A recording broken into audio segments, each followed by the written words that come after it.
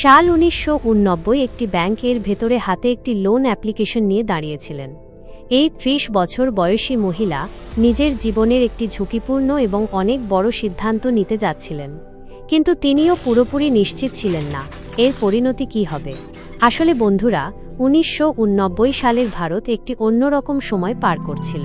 অর্থনীতি উদারীকরণ থেকে প্রায় 2-3 বছর দূরে ছিল এবং মধ্যবিত্ত পরিবারের জন্য যে কোনো ধরনের আর্থিক ঝুঁকি নেওয়া সহজ ছিল না, বিশেষ করে যখন ঝুঁকি গ্রহণকারী একজন মহিলা হতেন।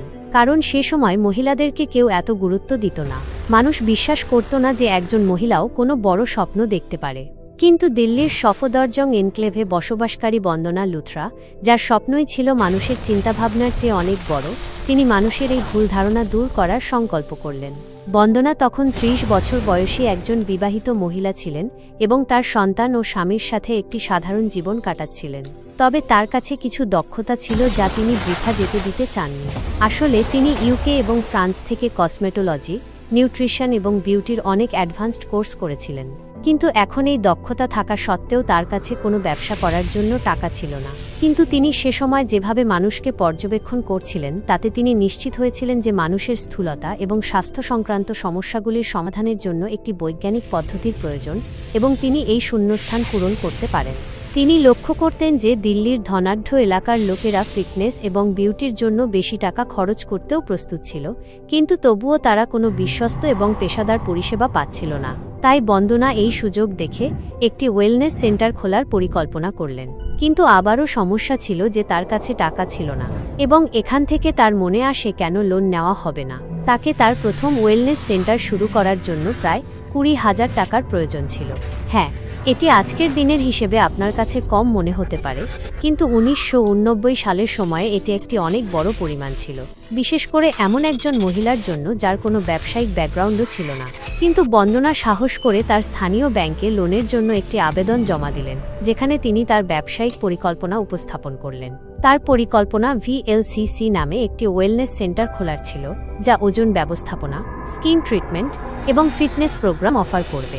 কিন্তু ব্যাংক কর্মকর্তারা এই পরিকল্পনা সম্পর্কে ততটা নিশ্চিত ছিলেন না।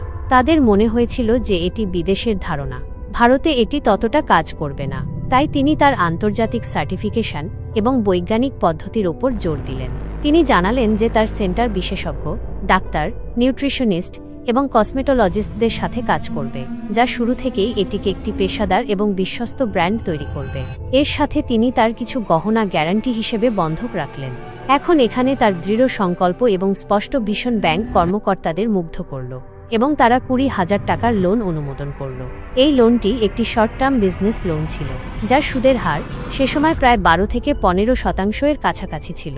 তার মতে তিনি তার জীবনের একটি খুব বড় ঝুঁকি নিয়েছিলেন, কারণ যদি এই ধারণাটি ব্যর্থ হতো তাহলে তার হারানোর আর কিছুই থাকত না। কিন্তু তিনি এই সব উপেক্ষা করলেন এবং তার লক্ষ্যের দিকে মনোযোগ দিলেন। তিনি সফদরজং এনক্লেভে একটি পুরানো লোকসানে চলা বিউটি পার্লার কিনলেন। এটি একটি ছোট জায়গা ছিল যা আগে থেকেই বন্ধ পড়েছিল। তিনি এটিকে সংস্কার করলেন এবং একটি আধুনিক ওয়েলনেস সেন্টারে রূপান্তরিত করলেন। এখানে লোনের একটি বড় অংশ সরঞ্জাম কিনতে গেল, বাকি টাকা স্টাফ হায়ারিং এবং প্রাথমিক মার্কেটিংয়ে খরচ হলো। এখন এখানে তিনি তার সেই আন্তর্জাতিক ট্রেনিং ব্যবহার করলেন এবং একটি বৈজ্ঞানিক পদ্ধতি চালু করলেন, যা সে সময়ের বিউটি পার্লার থেকে একেবারেই আলাদা ছিল। শুরুর দিনগুলিতে EMI শোধ করা তার জন্য খুব কঠিন হচ্ছিল, কারণ শুরুর দিনগুলিতে ব্যবসার লাভ ধীরগতিতে আসছিল। তাই তিনি তার ব্যক্তিগত খরচ আরও কমিয়ে বাকি সব টাকা ব্যবসা এবং EMIতে দিতে শুরু করলেন। কিন্তু দ্রুতই তার এই কঠোর পরিশ্রমের ফলও পেতে শুরু হলো। যে গ্রাহকই তার সেন্টার থেকে যেত সে এত খুশি হয়ে যেত যে সে পরবর্তীতে সবাইকে এই সেন্টারটি সুপারিশ করত, যার ফলে সেই সেন্টারের মার্কেটিং নিজে নিজেই হতে লাগলো এবং দেখতে দেখতে এটি এত বিখ্যাত হয়ে গেল যে সেখানে সেলিব্রিটিরাও আসতে শুরু করলেন। বন্দনা তার লোনটি মাত্র 8 মাসের মধ্যে শোধ করে দিলেন, যা তার জন্য একটি খুব বড় অর্জন ছিল। এখন তার কাছে বড় সিদ্ধান্ত নেওয়ার সম্পূর্ণ স্বাধীনতা ছিল। তিনি মাত্র 1.5 বছরের মধ্যে একটি দ্বিতীয় সেন্টার খুললেন এবং সেখানেও ভালো লাভ করার পর 1993 সাল পর্যন্ত VLCC এর প্রায় 10টি সেন্টার হয়ে গেল। এবং ফাস্ট ফরওয়ার্ড, যদি আমি এই ব্র্যান্ডের আজকের অবস্থার কথা বলি, তাহলে আজ VLCC 4,500 কোটি টাকার একটি গ্লোবাল ব্র্যান্ড, যা 12টি দেশ এবং 311টি সেন্টারের সাথে পরিচালিত হচ্ছে। বন্দনার এই বৃদ্ধি 20,000 টাকার সেই লোন থেকেই সম্ভব হয়েছিল। এখন 1 মিনিটের জন্য একেবারে শুরুর দৃশ্যে বন্দনার জায়গায় নিজেকে রেখে দেখুন। সেই পরিস্থিতিতে তার জায়গায় যদি আপনি থাকতেন তাহলে আপনি কি করতেন? খুব বেশি সম্ভাবনা আছে যে একটি ভালো আইডিয়া থাকা সত্ত্বেও, একটি সোনালী সুযোগ থাকা সত্ত্বেও আপনি এই ঝুঁকি নেওয়ার সাহস করতেন না। কারণ আপনার মনে এই ভয় থাকত যে যদি এই আইডিয়াটি ফেল হয়ে যায় তাহলে কি হবে? আমি তো বছরের পর বছর ফেঁসে যাব। আর দেখুন, এই ভয়টা স্বাভাবিক, কারণ আমরা অনেক মানুষের লোনের বোঝায় ফেঁসে যাওয়ার, ঘর বিক্রি হওয়ার অনেক গল্প শুনেছি, মানুষকে লোন নেওয়ার পর বরবাদ হতে দেখেছি। কিন্তু সত্যিই কি আমাদের লোন থেকে সবসময় ভয় পাওয়া উচিত? নাকি এটি আমাদের জন্য এমন একটি টুল যা যদি সঠিকভাবে ব্যবহার করা হয় তাহলে এটি আপনার সমস্ত স্বপ্নকে বাস্তবে পরিণত করার ক্ষমতা রাখে? বন্দনা লুথরার সাফল্যের গল্প তো আপনি দেখলেন এবং নিঃসন্দেহে আপনাকে এটি থেকে অনুপ্রেরণাও দিয়েছে। কিন্তু আপনার জীবন এবং পরিস্থিতি তার থেকে আলাদা। যে কৌশল এবং ব্যবসায়িক পরিকল্পনা তার জন্য কাজ করে গেছে, এটি জরুরি নয় যে এটি আপনার জন্যও কাজ করে যাবে। তাই এটি খুব গুরুত্বপূর্ণ হয়ে যায় যে লোন নেওয়ার মতো বড় ঝুঁকি নেওয়ার আগে এটি সম্পর্কে আমরা আগে ভালোভাবে বুঝে নিই, এর ভালো এবং খারাপ দিকগুলি বিশ্লেষণ করে নিই। তবেই আমরা এটি সিদ্ধান্ত নিতে পারব যে আমাদের পরিস্থিতির হিসেবে লোন নেওয়া আমাদের জন্য কি সত্যিই লাভজনক নাকি নয়। এখন পরবর্তীতে আমি আপনাকে যে পয়েন্টগুলো বলতে যাচ্ছি সেগুলোকে খুব মনোযোগ দিয়ে বুঝুন, কারণ যদি আপনি নিজের ক্যারিয়ার নিয়ে সিরিয়াস হন, জীবনে কিছু করতে চান, তাহলে এখান থেকেই আপনার ক্যারিয়ার আজ একটি নতুন দিক নিতে পারে। পরবর্তীতে এই ভিডিওতে আমরা লোনের প্রতিটি দিক সম্পর্কে জানব, যেমন কিভাবে লোন নেওয়া আপনার আর্থিক বৃদ্ধিতে সাহায্য করে এবং আপনাকে উপরে তোলে, কিন্তু যদি এটিকে সঠিক কাজে না লাগানো হয় তাহলে কিভাবে এই লোনই আপনাকে একটি বড় সমস্যায় ফেলতে পারে। এবং এই পয়েন্টগুলি মাথায় রেখে আমরা এটি দেখব যে আপনার ভবিষ্যতে লোনের প্রয়োজন আছে কিনা। লোন নেওয়ার উপকারিতা। লোন একটি এমন আর্থিক টুল যা আপনার স্বপ্নকে সত্যি করার সুযোগ দেয় যদি তার সঠিক ব্যবহার করা হয়।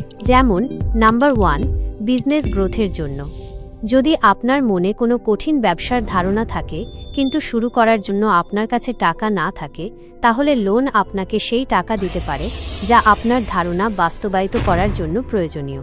ধরুন, আপনাকে একটি পোশাকের দোকান খুলতে হবে এবং আপনাকে ইনভেন্টরি, স্পেস, ইন্টেরিয়র, মার্কেটিং এই ধরনের জিনিসগুলির জন্য প্রায় 7 লাখ টাকা দরকার। কিন্তু এখন আপাতত আপনার কাছে শুধু 3 লাখ টাকা আছে। তাহলে এমন ক্ষেত্রে আপনি বাকি 7 লক্ষ টাকার একটি বিজনেস লোন নিতে পারেন। তাৎক্ষণিক হাতে টাকা আসা আপনার ব্যবসার জন্য একটি রকেট বুস্টারের মতো কাজ করে। এখন আপনাকে এটি ভাবতে হবে না যে ব্যবসা কিভাবে শুরু করব, আপনাকে শুধু এখন এই দিকে মনোযোগ দিতে হবে যে কিভাবে এটিকে স্কেল করব। কিন্তু খেয়াল রাখবেন, একটি বিজনেস লোন নেওয়ার আগে নিজের ব্যবসার ROI অর্থাৎ রিটার্ন অফ ইনভেস্টমেন্ট এটি আগে থেকেই ক্যালকুলেট করে রাখবেন।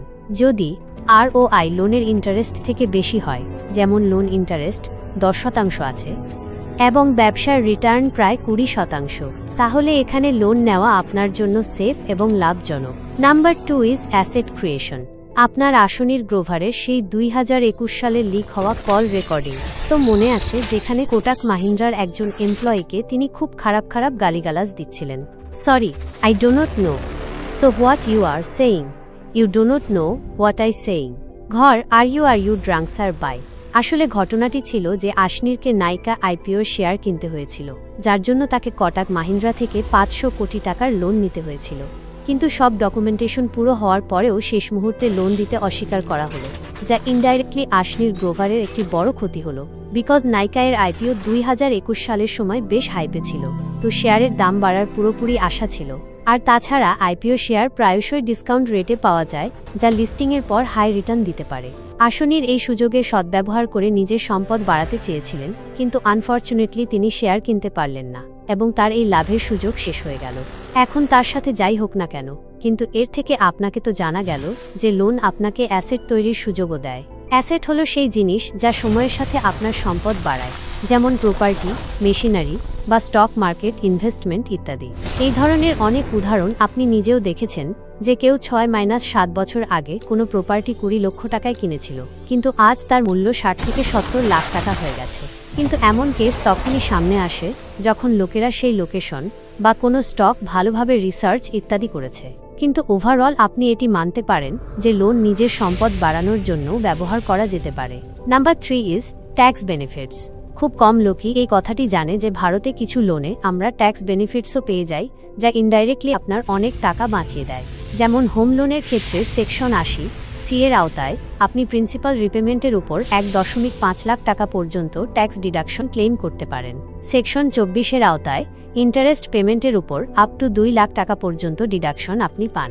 এবং এডুকেশন লোনের ইন্টারেস্টের উপরও সেকশন 80 এর আওতায় আপনি অনেক বেনিফিটস পেয়ে যান। এখানে আমি আপনাকে একটি পার্সোনাল সাজেশন এটি দেব যে ট্যাক্স বেনিফিটসের পুরো সুবিধা নিতে আপনি সিএ বা ফাইন্যান্সিয়াল অ্যাডভাইজারের সাথে আগে ভালোভাবে পরামর্শ করে নিন, যাতে আপনার ডিডাকশনসগুলো আপনি ম্যাক্সিমাইজ করতে পারেন। Number 4 is emergency relief. লাইফে যে কোনো সময় হঠাৎ করে টাকার প্রয়োজন হতে পারে, যেমন মেডিকেল ইমার্জেন্সি, বাড়ির রিপেয়ার বা কোনো হঠাৎ করে আসা খরচ। এবং কাকতালীয় ব্যাপার এটি যে এমন ইমার্জেন্সির সময় প্রায়শই না তো আত্মীয় স্বজন আর না তো প্রতিবেশীদের কাছ থেকে ফাইন্যান্সিয়াল হেল্প মেলে। তো এমন অবস্থায় পার্সোনাল লোন বা ক্রেডিট আপনাকে একটি কুইক রিলিফ দিতে পারে। যেমন ধরুন, আপনার কোনো ফ্যামিলি মেম্বারের হঠাৎ করে মেডিকেল ট্রিটমেন্টের জন্য 2 লক্ষ টাকার প্রয়োজন হয়, তাহলে পার্সোনাল লোন আপনাকে সেভিংস শেষ না করে সেই পরিস্থিতি হ্যান্ডেল করতে আপনাকে সাহায্য করে দেয়। সঙ্গীত লোন নেওয়ার খারাপ দিক। এখন পর্যন্ত আপনি লোন নেওয়ার অনেক সুবিধা জেনে গেছেন এবং আপনার মনে হচ্ছে যে লোন নেওয়া আমাদের জন্য কতটা উপকারী প্রমাণিত হয়। তো অপেক্ষা করুন, এবার এর কিছু নেতিবাচক দিকও দেখে নিন, যার মধ্যে সবার প্রথমে আসে সুদের বোঝা। লোনের সবচেয়ে বড় মাথা ব্যথা হলো সুদ, কারণ ইন্টারেস্ট আপনাকে প্রতিটি লোনেই দিতে হয় এবং ইন্টারেস্ট যদি বেশি হয় তাহলে আপনাকে এটি এক ধরনের ফাঁদে ফেলে দেয়। কারণ লোন যদি আপনি ব্যবসার জন্যও নিচ্ছেন কিন্তু তার সুদের হার বেশি হয়, তাহলে ব্যবসা থেকে বেশি লাভ বের করার পরেও আপনি বেশি কিছু নিজের কাছে বাঁচাতে পারবেন না, কারণ ম্যাক্সিমাম অংশ তো আপনার ইন্টারেস্ট বাড়াতে চলে যাচ্ছে। তাই অনেক ফাইন্যান্সিয়াল গুরুস এই অ্যাডভাইস দেন যে লোন সবসময় কম সুদের হার যুক্তই বেছে নিন এবং যদি সম্ভব হয় তাহলে রিপেমেন্ট করে ইন্টারেস্ট কস্টকে আরও কমিয়ে নিন। দ্বিতীয় বড় ক্ষতি হলো এর ঋণের ঝুঁকি। যদি আপনি আপনার ইএমআই সময় মতো দিতে না পারেন তাহলে আপনি ঋণের ফাঁদে পড়তে পারেন। এটি সেই পরিস্থিতি যখন আপনাকে একটি লোন শোধ করার জন্য অন্য কোনো ঋণ নিতে হয় এবং এই চক্র এভাবেই চলতে থাকে। এমনটি সম্প্রতি আমার এক পরিচিত ব্যক্তির সাথেও হয়েছিল। তিনি একটি নতুন গাড়ি কেনার জন্য একটি পার্সোনাল লোন নিয়েছিলেন, কিন্তু 3 মাস পর হঠাৎ তার চাকরি চলে গেল এবং পরবর্তীতে তাকে তার ইএমআই পরিশোধ করতে অনেক অসুবিধা হলো। তাই বাধ্য হয়ে তাকে একজন মহাজনের কাছ থেকে সুদে আরও টাকা নিতে হলো এবং এখন সে একটি নয় 2টি লোনের ভেতরে ফেসে গেছে। তৃতীয় বড় ক্ষতি হলো এর ক্রেডিট স্কোরের উপর প্রভাব পড়া। যদি আপনি ইএমআই মিস করেন তাহলে ডেফিনেটলি আপনার ক্রেডিট স্কোর খারাপ হয় এবং আপনি জানেন যে একটি খারাপ ক্রেডিট স্কোর ভবিষ্যতে কোনো লোন নেওয়া আপনার জন্য খুব কঠিন করে তোলে। যাদের এটি হয়েছে তারা আমার সাথে সম্পর্কিত হতে পারবেন। দেখুন সহজ, যদি আপনার সিভিল স্কোর 600 এর নিচে চলে যায় তাহলে ভবিষ্যতে ব্যাংকগুলি আপনাকে লোন দিতে অস্বীকার করা শুরু করে দেয়, বা যেমন তেমন করে যদি লোন দিয়েও দেয় তাহলে তার উপর হাই ইন্টারেস্ট চার্জ করে। ফাইন্যান্সিয়াল এক্সপার্টরা বলেন যে যদি এই পরিস্থিতি থেকে আপনাকে বাঁচতে হয় তাহলে সবসময় আপনার ইএমআই আপনাকে সময় মতো দেওয়া জরুরি এবং সাথে সাথে আপনার ক্রেডিট স্কোরের ইউটিলাইজেশন রেশিও আপনি 30% এর কম রাখুন, তবেই আপনার জন্য সেরা থাকবে। চতুর্থ বড় ক্ষতি মানসিক চাপ বেড়ে যাওয়া। লোনের পর আমি তো ঋণের জালে পড়ে গেছি, এই চিন্তাটা মাথায় ঘুরতে থাকে, যা অনেক লোকের মধ্যে অ্যাংজাইটি বা ডিপ্রেশন ট্রিগার করে দেয়। এর বাইরে যখন পরিবার এবং সমাজের পক্ষ থেকে তাদের খোঁটা শুনতে হয় যে কেন এত ঋণ নিল, তো কিছু লোকের মানসিক চাপ এখান থেকেও বেড়ে যায়, বিশেষ করে যখন লোন শোধ করা তাকে নিজেও কঠিন মনে হচ্ছে। এর ফল এটি হয় যে না তো সে তার কাজে সঠিকভাবে মনোযোগ দিতে পারে আর না তো তার জীবন উপভোগ করতে পারে। এখন বন্ধুরা, যদি আমি এই সব কথাগুলো শেষ করি তাহলে লোন নেওয়া তখনই সঠিক যখন এটি তোমার আর্থিক বৃদ্ধিতে সাহায্য করে বা জরুরি অবস্থাকে হ্যান্ডেল করে। যেমন যদি তোমাকে ব্যবসা বাড়াতে হয়, শিক্ষার জন্য টাকা দরকার হয় বা প্রপার্টিতে বিনিয়োগ করতে হয়, তাহলে লোন নেওয়া প্র্যাকটিক্যাল, কারণ এই জিনিসগুলো ভবিষ্যতে তোমাকে ভালো রিটার্ন দিতে পারে। কিন্তু এটি তখনই নেওয়া উচিত যখন তোমার ইনকাম স্টেবল হয়, তোমার চাকরি বা ব্যবসার ভেতরে পোটেনশিয়াল থাকে, প্লাস ইএমআই তোমার বাজেটের 30 থেকে 40% এর বেশি না হয়, যাতে রিপেমেন্টের সময় তোমাকে সমস্যা ফেস করতে না হয়। কিন্তু যদি তুমি লাক্সারি আইটেমস, বিয়ে বা নন এসেনশিয়াল খরচের জন্য লোন নিচ্ছ, তাহলে ফাইন্যান্সিয়ালি এটি একটি সঠিক পদক্ষেপ নয়, কারণ এই জিনিসগুলো তোমাকে একটা রিটার্ন দেয় না, উল্টো তোমার মাথার ওপর বড় ঋণের বোঝা বাড়িয়ে দেয়। এর বাইরে যদি তোমার ইনকাম আনস্টেবল হয়, আগে থেকেই আরও লোন আছে বা রিপেমেন্টের কোনো পাকাপোক্ত প্ল্যান নেই তোমার, তাহলে লোন নেওয়াতে ফাইন্যান্সিয়াল এবং মেন্টাল টেনশন বাড়া নিশ্চিত। সুতরাং এই ছিল লোন সম্পর্কে একটি সম্পূর্ণ ইনফরমেশন। আমি আপনাকে লোন সম্পর্কে উভয় দিকই দেখিয়ে দিলাম এবং এতক্ষণে আপনি জেনে গেছেন যে আপনার জন্য লোন নেওয়া একটি সঠিক ডিসিশন নাকি ভুল। এই পুরো ভিডিওতে যদি এখন আমি নিজের মতামত দিই, তো দেখুন লোন নেওয়া একটি খুব বড় সিদ্ধান্ত এবং এটি আপনার গোলস, ইনকাম এবং প্ল্যানিংয়ের উপর নির্ভর করে। আমি আপনাকে এ পর্যন্ত গাইড তো করে দিয়েছি, কিন্তু আমি কোনো সার্টিফাইড ফাইন্যান্সিয়াল অ্যাডভাইজার নই। তো আমার ধারণা এটি যে লোন নেওয়ার মতো বড় সিদ্ধান্ত আপনাকে নিজের বুঝ, রিসার্চ এবং ফাইন্যান্সিয়াল সিচুয়েশনকে মাথায় রেখে নিজেই নিতে হবে। ভেবেচিন্তে পদক্ষেপ নেবেন যাতে লোন আপনার জন্য একটি অপরচুনিটি হয় না কি বোঝা হয়ে থাকে। ভিডিওটি যদি আপনার কাজের মনে হয় তাহলে এটিকে আপনার বন্ধুদের সাথেও শেয়ার করবেন।